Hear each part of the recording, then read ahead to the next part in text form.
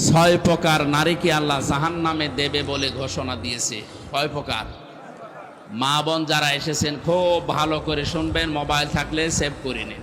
এই ছয় প্রকারের ভেতরে যদি আপনি এক প্রকারেও পড়ে যান, আপনার নামাজ, রোজা, বোরকা পরা সব মাঠে মারা যাবে, আপনি জাহান্নামে। এক নম্বরে যাদের মাথার চুল খোলা থাকে স্বামী বাদ দিয়ে অন্য কারো জন্যে, এরকম মেয়ে লোকে দেশে এখন আর নেই। যে হোটেলে আসি আল্লাহর ওলিরা সবাই হোটেলে উঠেছে। একজন মেয়ে লোক যদি চুল খুলে রাখে, শুধুমাত্র খুলে রাখতে পারবে তার স্বামীর জন্যে, স্বামী বাদে পৃথিবীতে কারো জন্য মেয়ে লোকের চুল খুলে রাখা জায়েজ নেই। এমনকি বাবাকেও চুল খুলে দেখানো জায়েজ নেই।